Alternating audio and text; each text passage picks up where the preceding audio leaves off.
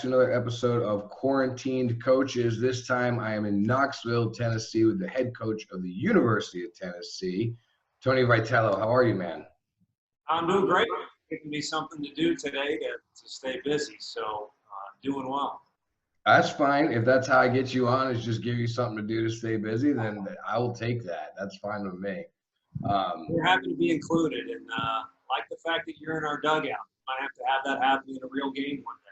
Yeah, I would love that too during game, but we are social distancing right now. I don't know, you're up there. I don't know how far away you are, but it's definitely social distancing safety for us. The field is awesome. You guys, when did all those renovations happen? Like I was looking through some pictures and I saw there was a project and all that, but yeah, when did that happen? Yeah, they're painting our weight room right now, so it's been an ongoing process, literally from day one until now.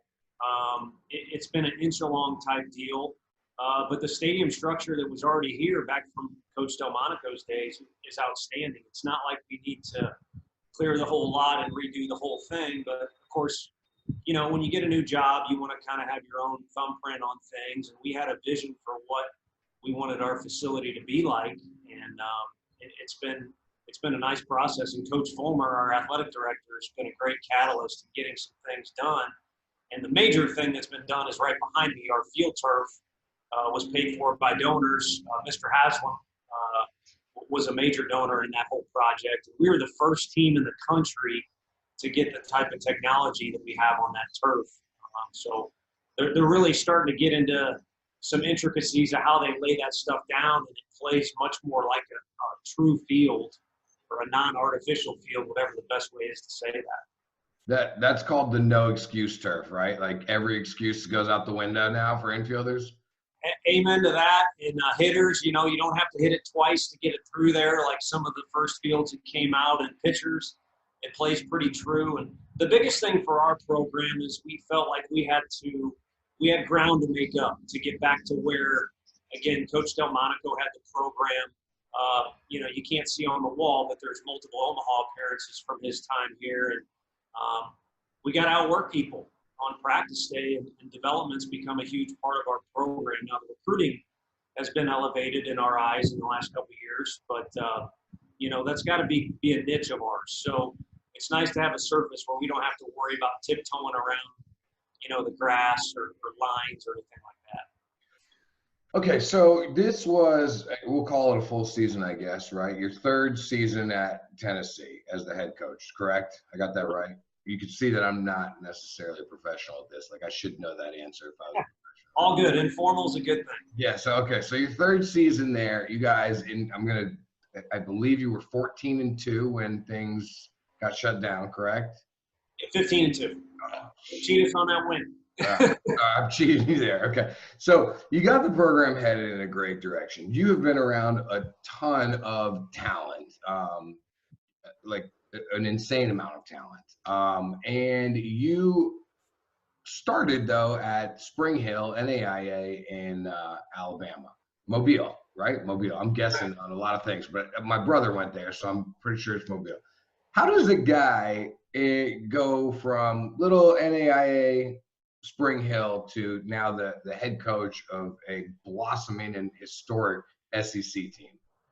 Sure. Well, luck is one, big time. I've had to explain that to a lot of younger guys who wanted to get into coaching, and then, you know, that's discrediting myself. If I was to pat myself on the back at all, I'd say a lot of hard work that was instilled for me by my dad. But speaking of my dad, unfortunately, one of the answers is politics. I mean, my father was a very successful coach in St. Louis. He always had a lot of good players.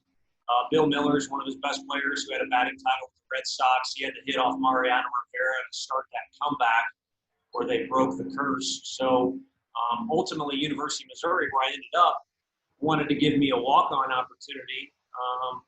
You know, in part, good guys there, but also they knew better with recruiting. My dad had some studs up and coming. So I was just, you know, what's it hurt to give a guy a chance, which was really a day-by-day chance. So, you know, I was at Spring Hill, Mobile, Alabama, right down the road from South Al. And I was never one of the best players, but I always played with a group that was the best group of players in St. Louis. And I felt like I wanted to be at a big school where you could go to football games, basketball games, the whole experience. And so in order to go from Spring Hill NAI to a Division I went to junior college for a year. And we had a really good team at junior college, but we ran into a guy named Albert Pujols, who was at Maplewood, so they prevented us from going to Grant. I've heard of him once or twice. Yeah, he could do it a little bit. He was a shortstop then. So in a roundabout. I didn't know that.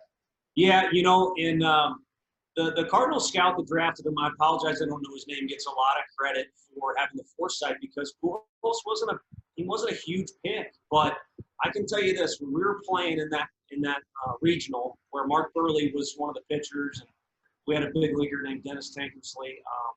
He did not belong in junior college. That was the consensus among all the players. He was pretty dang good. So, still, I cut you off there, and we got sidetracked. Like, how the hell do you end up at Tennessee, though? Like I said, very, very, very blessed. Most guys have to grind away, at various levels and work their way into a situation where you're at a Big 12, in a Big 12 conference job. And, I played at Missouri, and one thing I always did with my dad was play catch in the backyard, and we had fun playing catch, but my dad was a coach. It wasn't, hey, son, you want to get ice cream after this and lobbing it back and forth. It was, this is how you throw the ball. So the only skill I could really give myself credit for is I could throw. Well, I started throwing BP as a senior pregame, like where a coach would throw BP. I was a player throwing BP.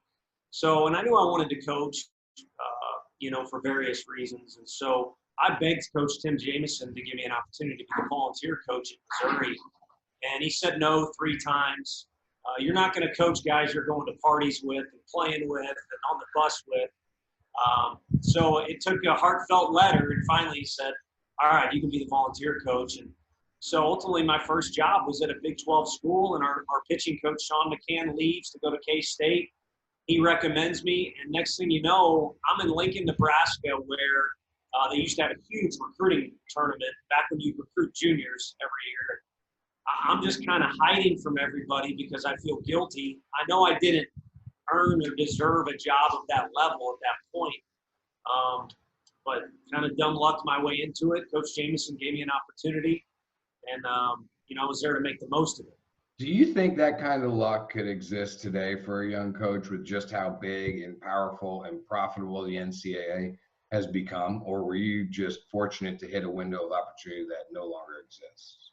I was incredibly fortunate, and I'm a big believer anything can happen. So it's certainly different versions of that can occur for guys that are either smarter or better players than me, or even work harder than I did.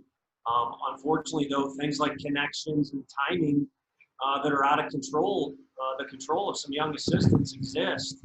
And so the one thing I've always tried to explain to guys that I've coached and ask, hey, I want to get into coaching is there's no justice in college coaching in particular, and probably at the pro and high school, JUCO level. And what I mean by that is, you're not always going to get what you earn or what you deserve. There's guys out there grinding away at Lake Point and watching at all hours and checking all the boxes, and they know more baseball than maybe another guy who's making more money or maybe has a more prestigious job, according to the media, whatever it might be. So if you're getting into it thinking you can climb the ladder, based off this step, that step, unfortunately, justice does not exist in this thing. And I hate to sound preachy, but you got to do it for the right reasons. It can't be about the money or the fame or the glory or getting what you deserve. It's got to be it gives you peace of mind, and it's what you have a passion to do. I think it's like everything, right? Everything's about who you know, not what you know. No. Unfortunately, that exists. And, there's people that have overcome that. I will say this, you asked me how I ended up here. I didn't really know anyone at TCU. That was my second job after Missouri. But there was one guy that kind of knew that I watched a lot of games, and he got my name in there. And various circumstances landed me there. Well, now I'm at TCU, and I don't know anyone at Arkansas, even though Coach Van Horn was in the Big 12 when I was a player, when he was at Nebraska. But we had beaten Arkansas out for some pitchers.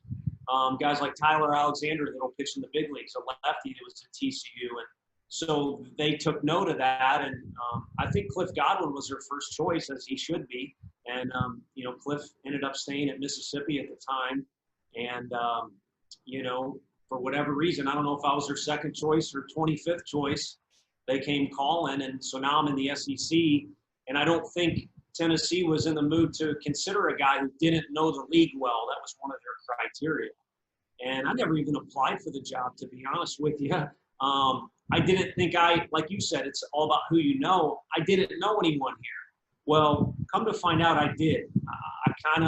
I knew, a certain person in this, that, and they weren't any major decision makers, but there was enough people that the dots kind of added up to me getting my name in front of the main guy, which was the athletic director, John Curry. Did he hire you because you have such a cool name and he was intimidated? I would like to think so. A lot of great Italian coaches out there, but I think it really happened because, again, kind of there's other coaches who earned it maybe or put themselves in a better position or maybe deserved it more, but they kind of laid out a set of criteria. And I was fortunate enough to meet a lot of those, and it just clicked. So I will say this: one of the main guys in the process, Carmen Tagano, who was our sport administrator at the time, was a big decision maker, and he's very Italian. So there was a little bit of a semi-mafia thing to the It's hard whenever Italians manage to make their way into certain positions, there's always questions about it, Very much, a lot of loyalty.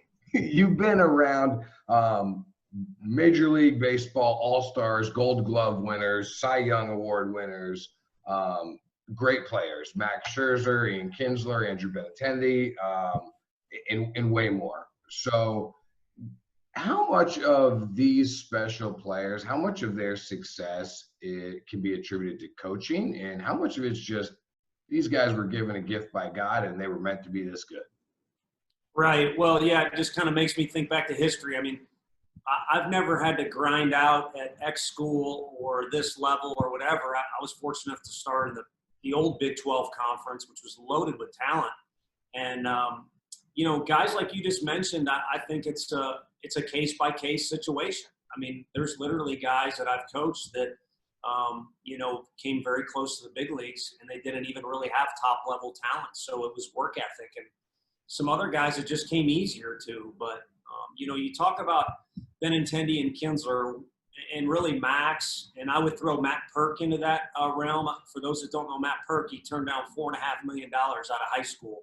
So that should tell you how good he was as a lefty at TCU. Those guys were always gentlemen or really good guys, or as Brian Cain says, Boy Scouts off the field, and they were assassins on the field.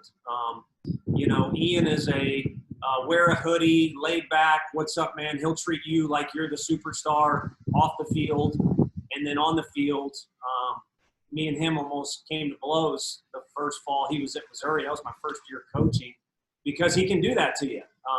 If he's not on your team, look out. And, his first game back at Arlington, I think he blew a kiss into the Rangers dugout after he hit a home run playing for the Tigers. And that was not a I love you guys kiss. That was instead of the middle finger, probably. So that's a characteristic those guys all had. I mean, they weren't scared. And like Michael Jordan, we're all watching the series.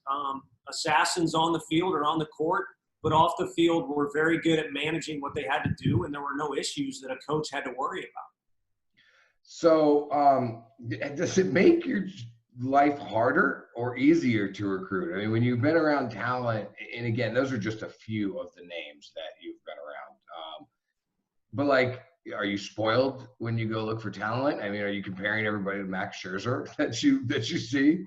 Right. No, very spoiled. I mean, how do you rank how good of a recruiting guy is? Well, everybody has different circumstances. I mean, everyone's 11.7 is not the same, and everybody's investment from their school is not the same, and so on and so forth. So I've been at 4 places that are easy to recruit to, very easy to recruit to. And that makes it easier to go out and look at talent and say, I'm going to pass on this, or I'm going to try with this guy.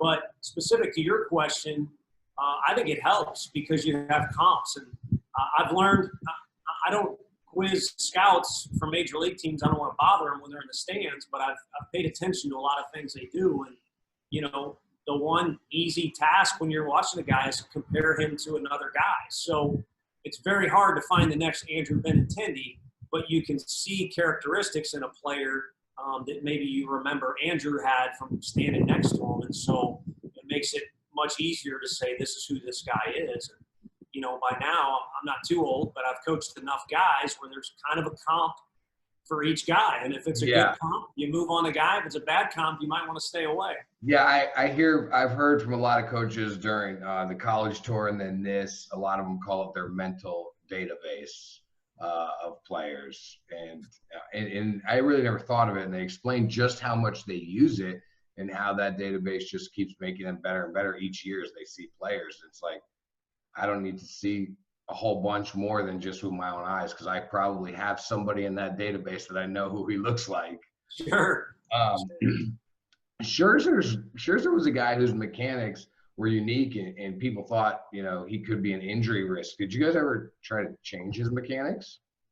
Not really. The big thing for Max was he's so competitive, as everyone knows now. He wanted to throw that thing through a brick wall every chance he got. And he was a little out of control with his body and that velo. I mean, Brandon Finnegan's a kid who I think the only player that ever pitched in Omaha in the College World Series and then the World Series with the Royals. And he was a guy who a lot of people didn't recruit because, again, man, this guy might get injured. He's not throwing strikes. Well, he at such a young age, he's throwing 93, 94 miles an hour. It's kind of hard to control. You know, you have to start to increase your core strength and get body control and really learn what you have. I mean, it's a great weapon to have, but you have to learn how to use it. And really that's all Max needed to do. I think for whatever reason, he naturally kind of lowered his slot a little bit, and that kept his head a little more still. When he was in high school, his hat fell off every pitch. And I think the other thing is he started to hit the weight room and became stronger. If we did anything mechanically, specifically with Max, we kind of started introducing him to some drills to get him behind his front foot, and he took those and ran with them. I mean, he did a million of those dry drills to be working behind the baseball instead of like a hitter jumping, you know, at the baseball or a pitcher jumping at home plate. And it all clicked for him. But, you know, there was never one thing. I think Max is a great example of a guy who's constantly evolving. And anything we threw at him, he took it and ran with it. And to be honest with you, for everything we did, he probably came up with something on his own because he's so dang smart. And it all led to his improvement. So as you mentioned, he's definitely one of the most well-known competitors in the league. And he famously refuses to be pulled out of games when he's not ready to be pulled out of games. So have you ever been talked out of pulling a guy off the hill at Tennessee? And, you know, my question a lot of times is like, okay, so for a kid to know, because I think kids always feel like coach wants to see that out of me. You know, he wants to see that fire. But is there a tipping point where it's like, okay, well, look, you know, now you're just kind of being hard-headed and not listening. I'm the head coach. Like, where's that kind of line? Yeah, I think there's a respect level, you know. And I always say this. I do think this is valuable advice for kids. I tell our players this all the time. If you're a hard worker, we will know, you know. And I was that kid before, you know. I was hitting off the tee extra and kind of looking around like, am I getting credit for this? Or the coach is seeing that? And that's human nature. But the bottom line is if you truly day in and day out are a hard worker, we'll know. And if you're a competitor, we'll see it. You're trying to win sprints. You don't like coming out of the game, but I don't think it needs to tip over into throwing your helmet or your glove or disrespecting the coach and being real animated on the mound. You know that Max Scherzer wants to win and he doesn't want to come out of games. You know what I mean? And that's the same for other guys as well. So I think there's a respect level there. And I don't necessarily remember anyone at Tennessee talking me out of it, but I remember we were playing in a tournament at Auburn where they retired Bo Jackson's number and Hudson, all those guys, Thomas, they were honored. Bo Jackson was so good to our guys. They all came out of our dugout when I was at Missouri, and that was pretty cool for our guys to be around those 4 guys that are on the wall there. And we won that game later that day because Jeff Emmons, a kid from Texas, wanted to stay in the game, and it makes you feel like a superstar as a coach. But if it doesn't go well, the opposite, the worst feeling in the world. So I do remember Aaron Crow, equally as competitive as Max. He followed Max, and he told me one day, I'm going to be better than Max Scherzer. And I was like, all right, buddy, good luck with that. Well, his record, he was undefeated. He technically, by number, his junior year was as good as anybody in Missouri because he was so competitive. And I did one mound visit, and he didn't know I was coming out there. He had his back turned to me, and he turned around and saw me, and he said, we're not on cable here. So he said, what the hell are you doing out here, basically, to paraphrase. And we had a good relationship, so I knew where he was coming from. There was already that relationship, and I don't think he was being disrespectful. So, if there's a trust level and a knowledge between player and coach, I think it's healthy to kind of have the juices flowing a little bit, but you don't ever want to be disrespectful, even though, Aaron, that might have been a little disrespectful at that point. All right. Head coach, SEC program, big deal. Pretty cool. Also, want to learn a little bit about what it's like to be in those shoes. What is something that nobody could ever understand about your job unless they had your job? Well, I think it's SEC or any other college coach. It's talking about the money. I know that's not the most glorious baseball answer you're looking for. I'm so tired of talking baseball. I'm not looking for baseball. Well, it's sitting down and it's talking about money. Both my parents were teachers, but my dad, he painted houses. He bartended a little bit. He built decks. He worked extra camps. He did whatever to make it a great life for me and my 3 sisters. And, so if I'm messed up at all to anybody, I got 3 older sisters. You can blame it on that. But, so talking money to people about you should turn this amount down in the draft, or, hey, we love your son, but you're going to have to pay $30,000 to come to school here, even though we're putting you on scholarship, is awful. And this isn't a platform to make it a push to change the 11-7, because I don't know what it's going to take to do that. But it's so unparalleled to the rise college baseball has made in so many different categories, including my dang salary, and that has stayed the same or gotten worse, what we're allowed to do, with players or the amount of games we can play and things like that. So it's incredibly uncomfortable, but it's part of the deal. And because you're doing stuff like this online, parents are at least becoming more knowledgeable about the process. So how hard is it to delegate? Like, I feel like I would have such a problem, right? I mean, ultimately, your ass on the line if things don't go well. So, whether it's having somebody coach third or somebody call pitches, like, how do you let go of that? Right. I mean, if you're at a smaller school, nothing against them, where there's less pressure, things like that, you're maybe not as concerned. But I mean, aren't you concerned? Oh yeah, it sucks. It's hard to do, and you got to kind of bite your tongue at times. But the first thing that's really helped me is at Arkansas, Coach Van Horn. He's always had good pitching coaches, and yet he'll tell you. I hope he'll tell you he's not the foremost knowledgeable guy about pitching coaches. So why is that the case? Well, he's always hired good people. And he also lets them work. He lets them implement what they do, because if you look at the past few guys they've had there, they're all very, very, very different. So he was great to me in letting me do my thing, whether it was working with the hitters or the recruiting.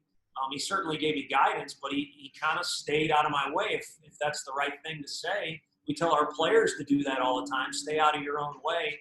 And so, try not to hover over our guys too much. But the other thing is, I sought to hire people that are better than me. And, Coach Elander, I know the least about catching of anything with baseball. He's tremendous with guys on the field, but also I know him well enough. He's got a better temperament than I do. to do all the things that come with recruiting. And he's younger and learning, but he's already better than I was at it. And then, you come to something like pitching, Frank Anderson. His resume beats everybody's. I know I'm going to sound like I'm recruiting somebody out there, but look at it. He doesn't have a great Twitter account or any of that crap. His kid does, Brett, who pitches in the big leagues. But so it's pretty easy to kind of say, yeah, I agree with you on a pitching move when it comes to somebody that's as knowledgeable as him. That makes sense. Hire people that you feel are smarter than you. So and it's a bitter pill. Because that would be impossible to delegate if you felt like you for sure knew more than that guy now. So that's great. Yeah, that's when you have conflict in the office. There's no doubt about it, and you might have to handle it if you feel that's the case. But it's a really, really good group here. I mean, I've mentioned our strength coach's name a million times in interviews. It's because it applies. Quentin Eberhardt's our guy. There's no reason for me to ever tell one of our guys how to behave in the weight room or anything like that because he's so good at what he does. So what is the crap that you have to deal with off the field? Like, I mean, by now, anybody who's followed, again, understands that I am no professional here, and I am just a guy in my home office with a green screen who knows a couple people, so I started talking to you. Like, you don't have to do this with me. You're being kind enough to get on here and have fun with me. But Sure. What are, like, the things that you have to do that take away from your role as a talent developer? Like, how much media is involved in donor events and this and that? Like, how all over the place are you? Well, being an assistant in the SEC is great for you to get exposure to the media because it's such a big deal to so many people. Even as an assistant, I was having to do some things, but it pales in comparison to what I've done here. The Knoxville media presence is enormous. That was a big part of the hiring process. I don't think if I had that exposure, at Arkansas, I would have. If I didn't have it, I wouldn't have got hired here. So it's just insane how much power the media has now. And I'm not saying it's wrong or right, but like when we woke up to go to South Carolina that Thursday that we were told, college baseball is on hold for a month, I already knew. You've got Charles Barkley on ESPN radio at 6 a.m. when I'm packing my bags. And he's saying you can't put these kids on the basketball court. So, and I'm like, this is going to create, whether it's right or wrong, and now we know it was the right thing, but there's too much steam from Jay Willie and other guys on ESPN saying this, that you just know that's how the world works now. You're going to find out on Twitter or Instagram before anything else. And so you have to manage that. And media and donors certainly take up a lot of time. And just overseeing everything and making sure that all the boxes are checked leaves you in a state of a good paranoia, but you're kind of always, whereas an assistant, you might just be able to kind of delve into whatever that topic is you're covering or your responsibility, and you kind of got your blinders to everything else. So I'm not going to necessarily put you on the spot and ask about where you are now, but a lot of coaches, obviously, around the country, and you've been around a lot of programs. In general, at larger programs, is donor pressure as big of a deal as many people, assume it is? Here, we're very fortunate. And again, it's case by case. Every school, baseball has different levels of importance. Expectations are different. I mean, I grew up wanting to coach. So instead of Derek Jeter on my wall, I didn't have any posters on my wall in my apartment, but instead of like having Jeter, it was guys like Augie Garrido, that I looked up to. So, and I still look up to some of the guys that I compete against. And some of these guys, I'm off social media, but I know some of the criticism guys get in our league. And it's like, do you understand how good? I mean, for anyone, I don't know if this is appropriate or not, but for anyone to diminish Coach Holbrook's coaching or recruiting abilities at any point is insanity. He was at the source of 2 national championships. And, look at a guy like Mike Bianco in Mississippi. He built that thing from scratch. And same with Gene Stevenson at Wichita State when he was there. So I think expectations become unrealistic when you do a great job. It's a catch-22 if you want to call it that. And I'm not trying to exclude anyone or emphasize anyone in the examples I use. But it's kind of become insane in some areas. And we're fortunate enough to have people that just want to see us become relevant again. So it kind of helps in our environment here. But there's schools out there, and there's one main one that I used to compete against that comes to mind, where the donors are making the hires. It's not the athletic director, and that's scary. So I think, like anything in life, there's got to be a delicate balance there, you know. Are the expectations put on college coaches at major programs or throughout the SEC, like, are those fair expectations? Again, I think media and fans, because now social media, they have a platform to say whatever they want. I think that stuff can get unrealistic. But to answer your correct question directly, I think yes. I think the pay, I mean, it's not Coach Jameson. I know when I first got hired in whatever the heck year it was, 02, 03, I know what his salary was. It wasn't six figures, and it wasn't, you know, what it should have been. So probably more security there. And now, you know, as pay goes up, expectations go up, and I think it's realistic. It's, you know, you're being compensated for the risk that you come to work every day, especially in our league. They may decide you're not good enough any particular day. Again, I think you're being compensated for that. So it's the way it is. How do the sports programs at a university like interrelate? Like, I know that football's revenue is a big source, you know, for everybody. But is there any other, you know, correlation between the teams and the programs? It depends on the personalities you have. And, you know, I'm here, and the one thing I really, Frank and I talk about this, I'm really sad, or whatever the right thing to say is, that I missed out on Coach Summit. Pat Summit's the greatest women's basketball coach of all time, for young kids that don't know that. And she was here. One of the greatest coaches of all time. Definitely top 10 of all time coaches, right? The way, if not top 5, for the impact she made on women's sports. Like, I mean, it's insane.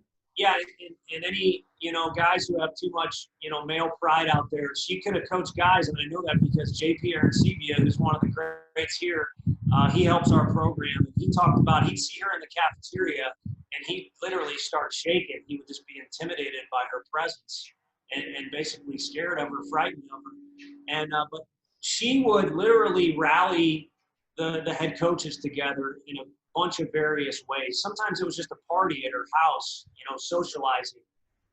Other were more serious, pound your fist on the desk meeting, like, we need to get this done as a group and bring this to the athletic director. And, you know, we're also busy now, and expectations are high. I don't mean to speak for other universities, but I'm willing to bet everyone's a little disseminated or not as close as they'd like to be. And sometimes it takes a leader like her, and she's super polarizing. You know, so it depends on who the personnel are and what campus it is. Our campus is very close. Behind me is our dorms, our student athlete academic center. And if I look to my right, I can see where our guys eat. That's one of our best recruiting speeches. I know where my niece goes to school in the Midwest. The campus is so spread out, so it's very difficult for coaches to be around one another. But a lot of that stuff stems too from who the football coach is. He kind of sets the tone. And I know one guy, I was never around him, but he worked at a school I was at. I never heard anyone say anything good about him. But I've been fortunate enough to be around a lot of football coaches that are willing to open their doors up. Coach Pruitt lets us use his football indoor whenever we want. And it just kind of helps the culture a little bit. So there are a lot, and I appreciate you opening up and talking about some of this and just being a human here, right? Like, there's a lot of up a little too much. There's going to be some people bashing me. I mean, it's just, you're just showing, what's the word I'm looking for? I don't know. You're just showing like a realness of being a head coach at the level you're at, where, yeah, there's pressure from donors, you know, and it's okay to talk about, and we rely on money from football, and you know what I mean? Like, so there's a lot of stress, a lot of pressure that comes with the job that obviously you have to be able to handle it to do the job, but how do you handle it? What are your outlets to manage that stress in your own personal life?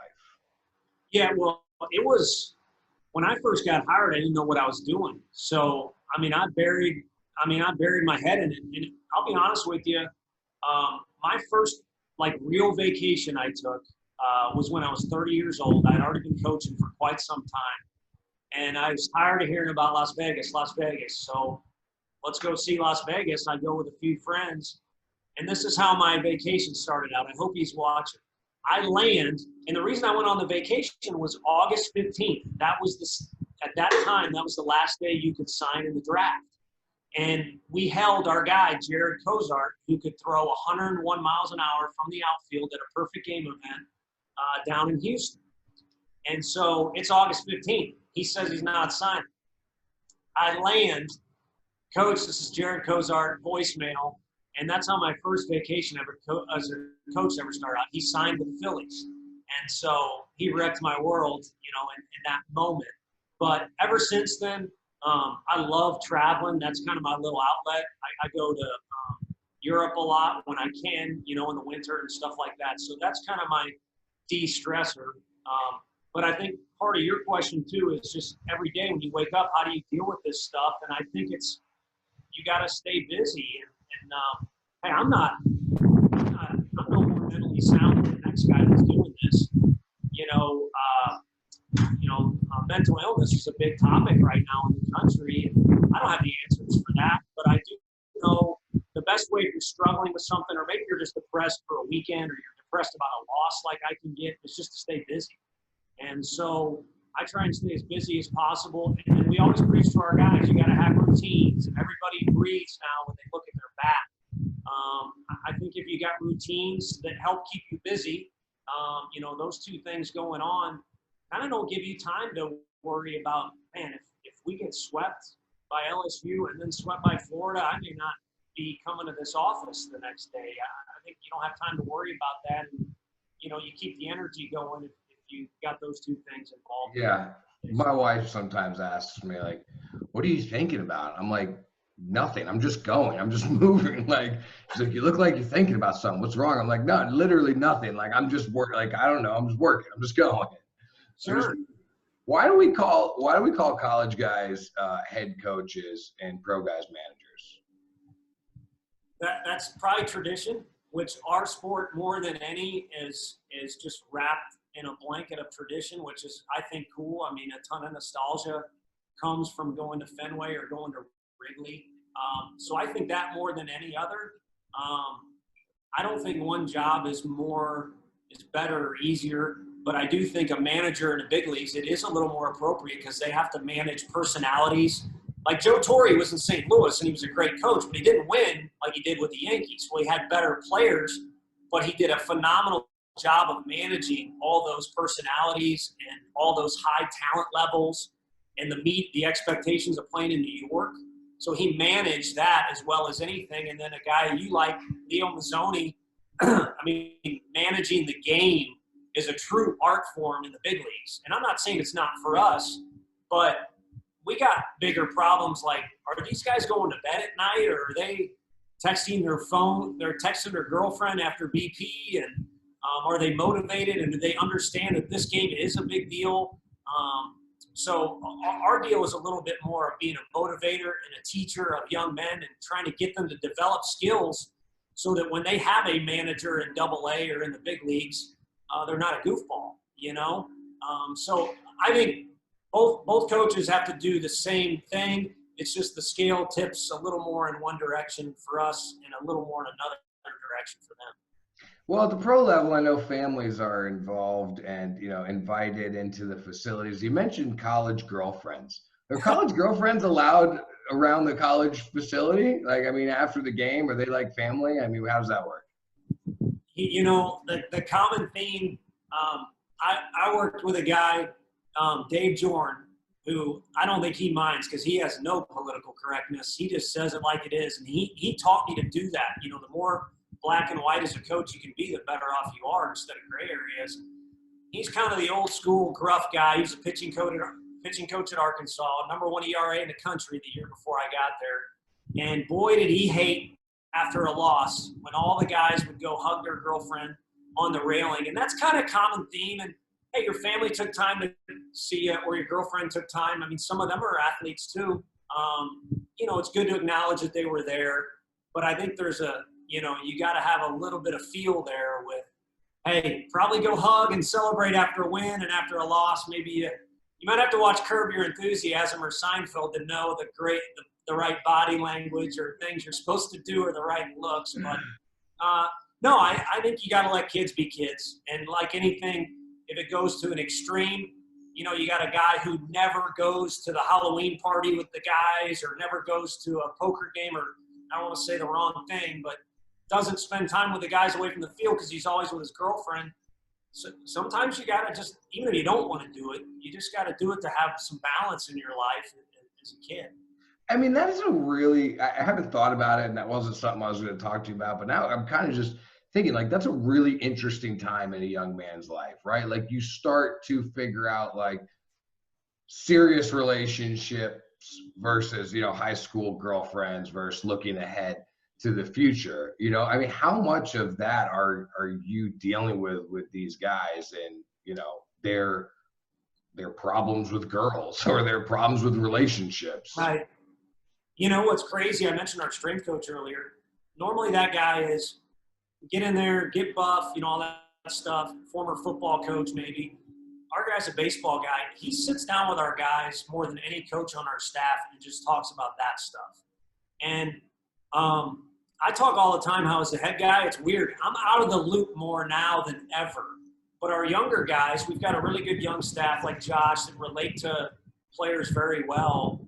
And they have these sit downs all the time with guys. And it's interesting. I mean, some guys, and I'm not demeaning anybody, but some guys have a girl that might be more of a distraction or a girlfriend than they really need or ready for in their life. And then more cases than not are, hey, this gal's a great gal. She provides stability for you, helps you, gives you an outlet away from the game, which you got to have. And so more times than not, it's a positive, but it's interesting just kind of hearing the guys don't like her at all, or, you know, normally, like I said, more times than not, it's a great gal, and she kind of helps keep the guys centered. But that's a part of life. There's no doubt about it. It's really just wild to think about, like, how vulnerable they are and how relationships start to shift at that age to looking towards the long term, and how much that can impact a kid, right? Just their everyday life and like you said, how they feel when they wake up. And that's not really something that I guess you have to deal with at a pro level or even at a high school level. Like, it's an interesting dynamic of the college game, I would think. Right. Well, for baseball players in general, you gotta, you know, I don't want to say anything to get me in trouble, but, you know, everyone, I started dating this girl, and ever since then I'm 17 for 33 at the plate. You know, that's pro ball or college. Everybody in America involved with the program is like that. That's a great girlfriend right there. So we'll avoid what a slump buster is. Yeah, next topic. What do you miss about being an assistant coach? Is it that kind of relationship you're talking about where the guys don't necessarily come to you with everything, or is there some other things?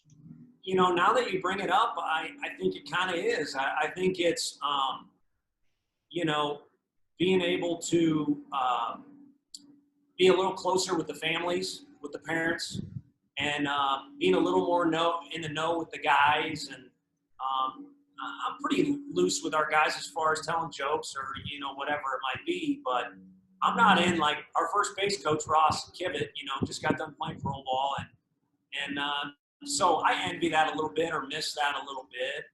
You know, the best job to have as a coach, so if any coaches are out there listening, beware, volunteer coaches, that's the best job to ever have. Now, again, the pay and the glory and all that stuff is different, but if you're just talking about being a coach, that's the job where you really get to be a coach, and that's all you do. And you can be the guy, you know, early in the cage because you're not at lunch with a donor, and then afterwards you don't have recruiting calls because you're not the recruiting coordinator. You can hit extra ground balls or pal around with a guy, or even go to the student-athlete cafeteria and eat with them. So as you go up a level, the less and less you coach, as crazy as that sounds. That's at least been my experience. But, you know, the thing I miss more than anything, because we just had a situation here with a grad transfer that we were recruiting.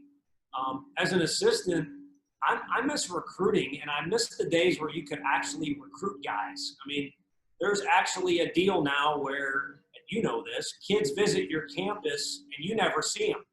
You prop the doors open, or I don't know, I might get thrown in compliance jail for even bringing it up. But I miss when you get to actually recruit a guy that's a senior or a kid, that's available, and the rules, he's old enough. You can call him, you can text him, you can visit with him. I think it's taken this thing to get to where it's gotten for me to realize I kind of liked that part of it's a grind, but I kind of enjoyed that. There's a competitiveness there. There's a strategy. And unfortunately, that's gone away per the rules. What about coaching third base? You coach third base at quite a few places. What are some of the golden rules to be a good third base coach? Don't react to the fans. That's number one. That's number one. Because at home, they don't like if you don't send them ever, because they always would have been safe. But if you do send them and they get thrown out, they're not happy about that. And then, on the road, especially in our league, and there's other places in college baseball too, where the fans are great, and they look up your bio and they know who you are. And if you take one step in one direction, they're going to let you know. So you want to have fun with them. You don't want to let them know you're agitated. And probably the best thing is to ignore them. But the real answer, the baseball answer, is don't make decisions too early. And that's just my experience. And I've seen it from the dugout too. It's your heart rate goes up. I mean, the fans get loud. You get excited because there was a hit. And it's kind of like Andrew Benintendi and Ian Kinsler are two of the best I've ever coached, because their heart rate is always, they never get quote unquote sped up. And I don't know what the secret is as a player, but I know as a coach, if you prepare yourself mentally ahead of time to be in position and anticipate, it's a little easier to not get in a hurry and make a decision. You kind of, Le'Veon Bell, let the hole develop, and let the play develop, and then have the patience to make the decision you feel is the right one. And if you feel it was the right one, then it was. What's the worst move you ever made where you just got chewed out at third base? Good story. At third base? Hey, you know what? I'll say this about Coach Van Horn, because I coached first base for a lot of my career. And I think the only time I was ever chewed out by Coach Jameson was just, hey, you might want to relax over there. You're the volunteer and the first base coach. Everyone in the stadium doesn't need to be looking at you. But the Italian temper, at times got. I think that's all of us who coach first base. We feel like that's, this is my job. We got to stand out here. That job's way more important. First base coach than it is. You ask a first base coach, and he can go on for a half hour about the things that he's doing over there and why it's so important. You ask anybody else, and they're like, just stand there and grab his wristband. Right. No, it's like a senior in college looking back on when he was a freshman. If I could go back and kick myself in the groin or punch myself in the jaw, looking back on some things, I would do it. But, such is life. But at third base, hey, I'll tell you what, and I've stolen this from Coach Van Horn. You know what? If I sent a guy and he got thrown out, he'd say, you know what, you should have sent him anyway.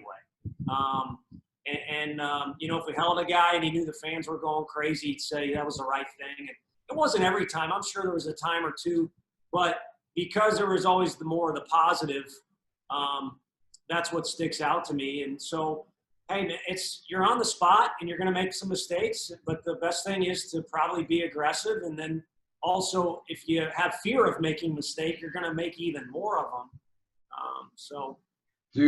I've been blessed. I haven't been yelled at too much. That all was in my high school years when I was playing for my dad. That's when I got yelled at the most. Do you have to be a good BP thrower and excellent fungo hitter to be a college assistant coach at a high level? No. I mean, gosh, this is probably wrong, but Charlie Weiss comes to mind. For all that guy couldn't play football, I don't think, or he couldn't throw a pass in practice. Sorry, Charlie, for some reason quarantine's got you listening to the baseball podcast, but no chance. Yeah, exactly. Now we're fortunate enough, at least at this level, we got managers and there's so many people that can do different things for you. So it's just about having a niche. And unfortunately, there's no way to categorize this, but again, the best recruiting guys or guys who can get you players are probably the hottest theme right now. So guys who want to get into coaching, It helps if you can throw or hit a fungo. Coach Kivett, our first base coach, he couldn't throw BP so good when he first got done with pro ball. You know, that's not an easy thing to do. But he literally would go in the cage and train. I mean, he would throw into the net and work at it, and he got better at it. So you can improve those skills, but you got to have some sort of niche that you bring to the table to make the coaching staff as a whole better. Why is having a third paid assistant such a big deal? Is it really going to make that big of a difference? Well, it's the right thing. You know, I mentioned earlier, there's no justice in the hiring situation in college baseball. I'm living proof of that, but it's the right thing. These guys are putting in. College baseball has become a massive deal at all levels. Grand Junction in Colorado, that thing, it actually always has been that way, but it is a huge event that brings in a ton of money to Grand Junction. There's a ton of people there. So as things elevate, other things should elevate. And those volunteer coaches are required to work full-time. Just like me, if I get fired, they probably get, or they do get fired as well. So it's a big, big deal to SEC people to win games. So it's the right thing. But also it protects people's families. I mean, getting benefits and having health insurance, it's a real life thing. I mean, we have something going on where if you get sick right now and you don't have insurance, you're in trouble. This thing is expensive. What's going on right now is obviously crazy. So everyone knows what I'm getting at. But to me, it's not as big of a deal as adding a paid assistant. So the volunteer coach, as of right now, or if they would have passed that, would have went away. So we would have not gained extra coaches. I look at Coach Delmonico's rosters down in there. They were 20 to 25 people. The nature of this thing now is for us to have 30, 35 people. And quite frankly, most schools have more guys than they'll keep in the fall.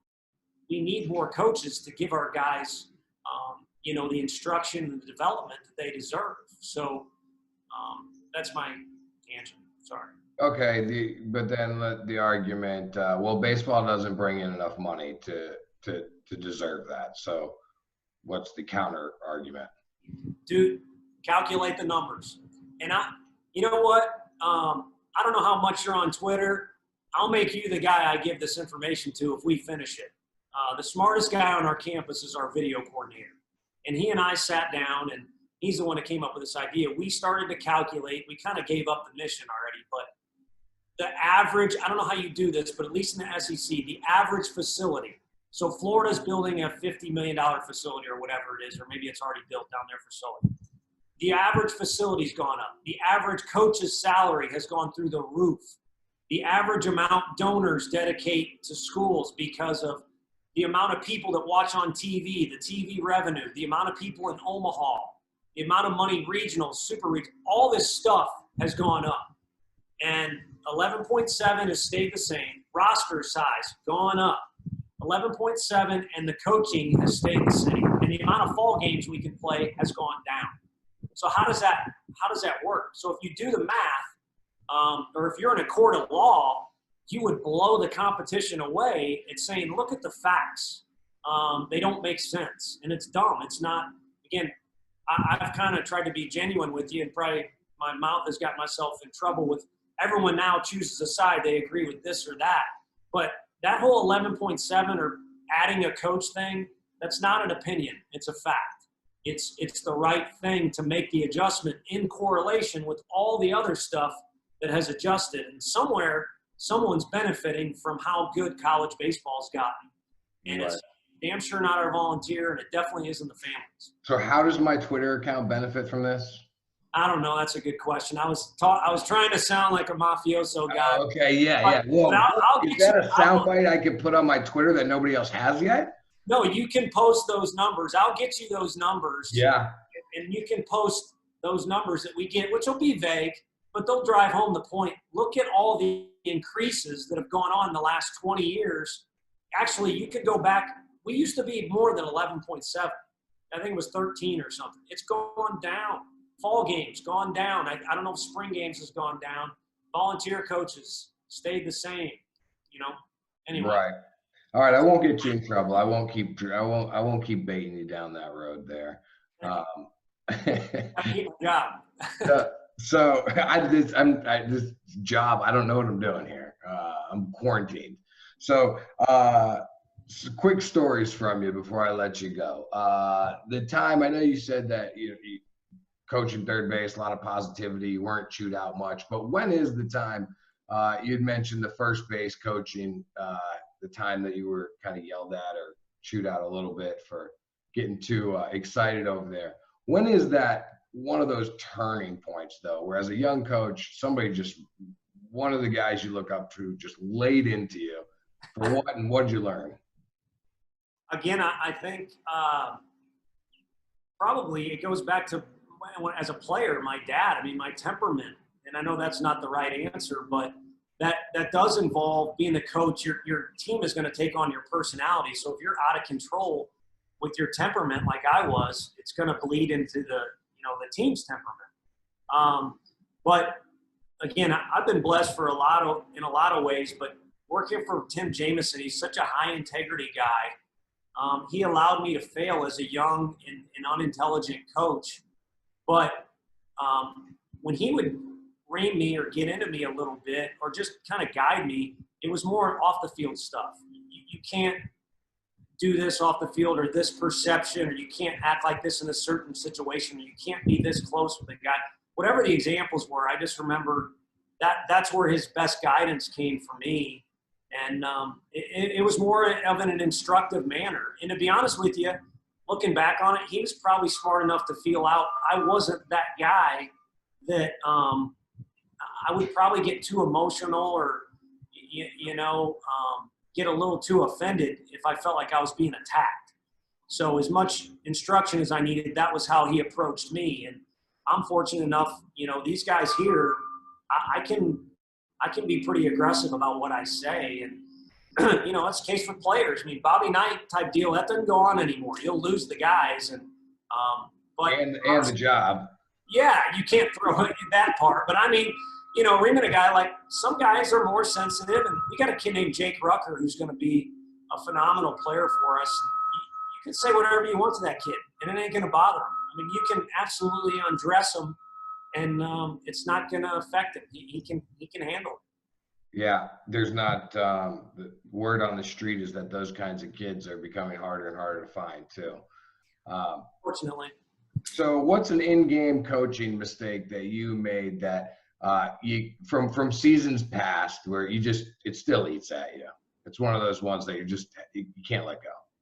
It's last year, and it was basically, I think the hardest thing to do as a coach is know when to take a guy out and when to put a guy in.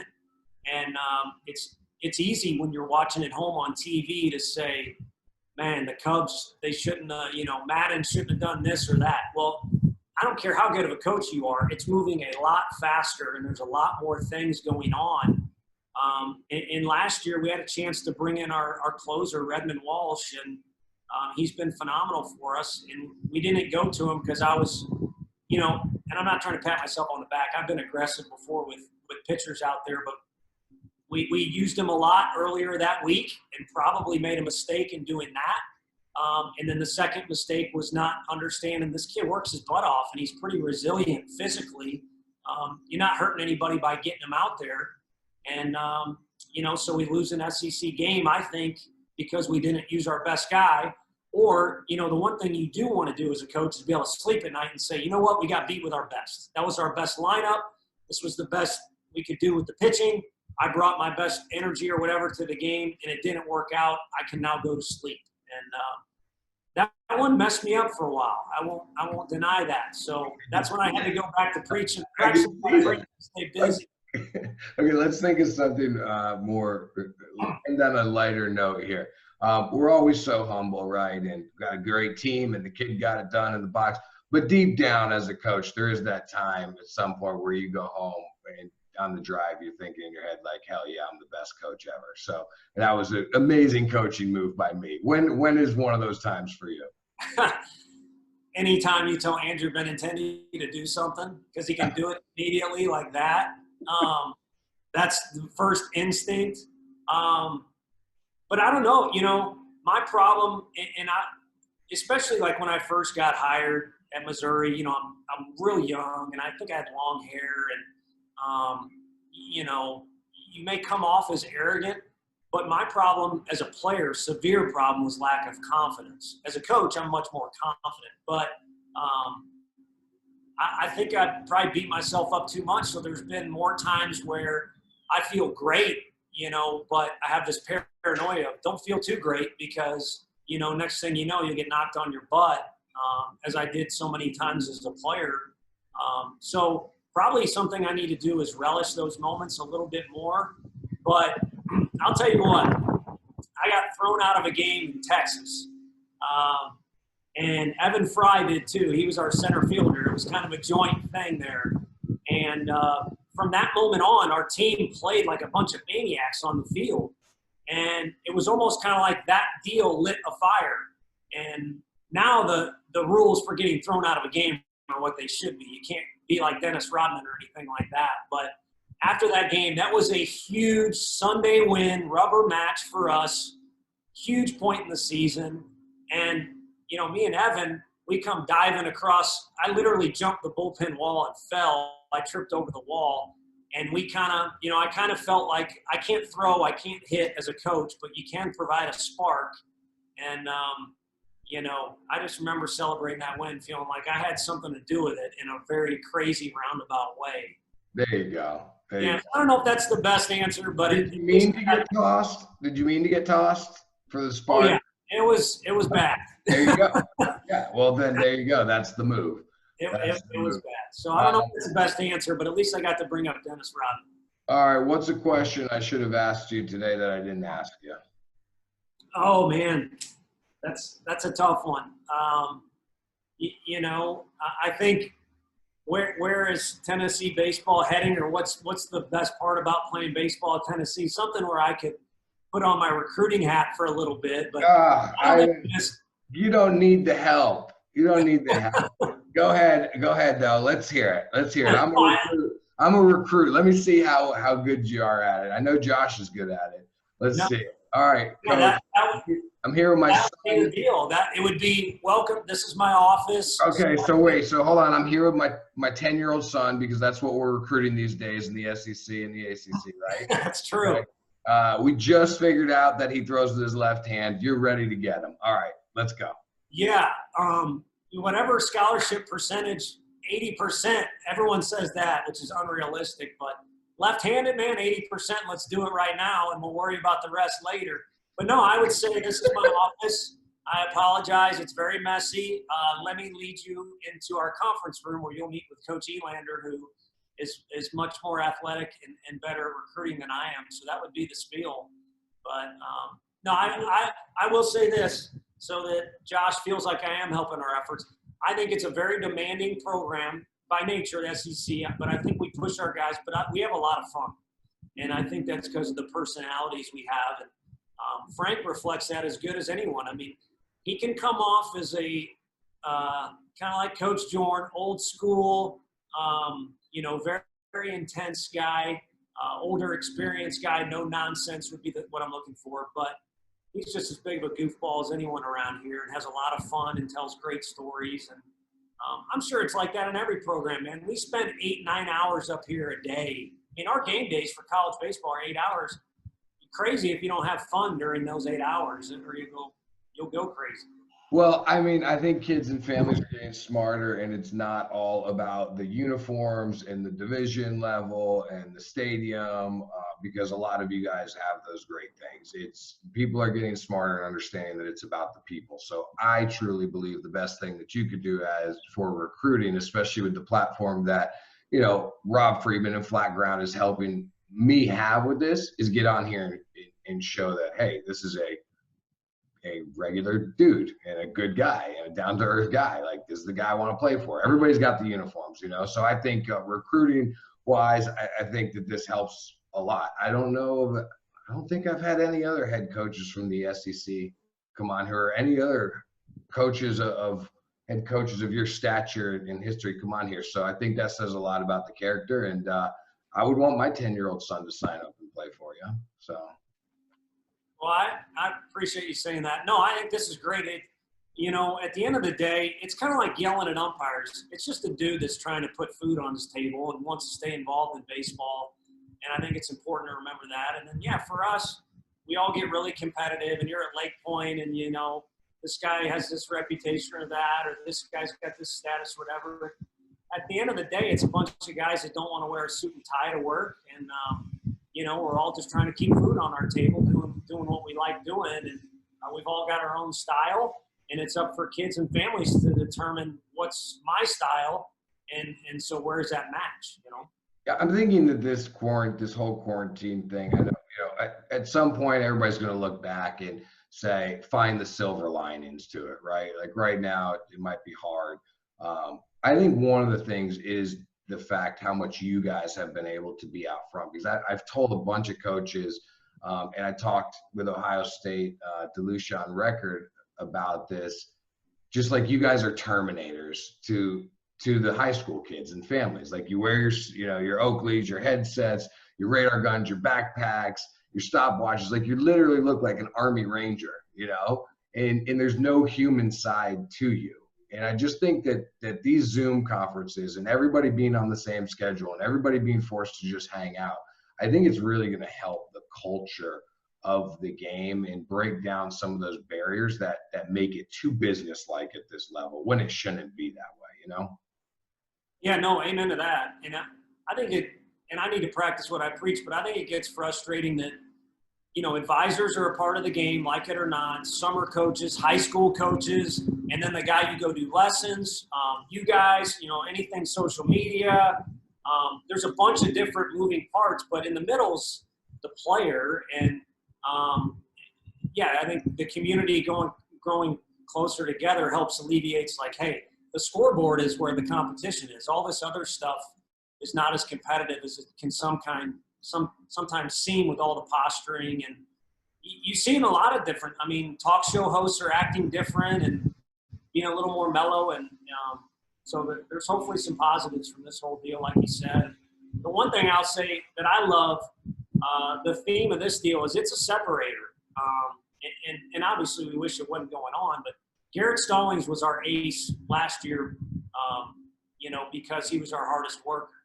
And the first thing he said, because he was in our building preparing for pro ball when this thing went down or kind of came to a screeching halt, he said, this is going to be a real separator for who likes to work and who doesn't, because not everyone has the best facility or the best schedule or a set schedule. And so the guys who like to work, when we play again, you're going to see it. And the guys who eat Twinkies and are on PlayStation 24 hours a day, it's also going to show. Twinkies, love it. Yeah, do they still make those? So great. Coach Vitello, thank you so much for doing this, man. This was great. It was fun. It was real. I think it's good for the game just to see realness in a position that you are in. It means something just to come on here and be real and be human as an SEC coach. Like it means something that you might not realize it means to the younger audience. So thanks for doing this. I appreciate it. Yeah, hopefully shooting from the hip was a good thing, but I definitely appreciate your background there, like I said, with the dugout and also the time you've given us. We like being included in this deal. We love shooting from the hip, man. Shoot now, ask questions later. That's America at its finest, right? Wild, Wild West.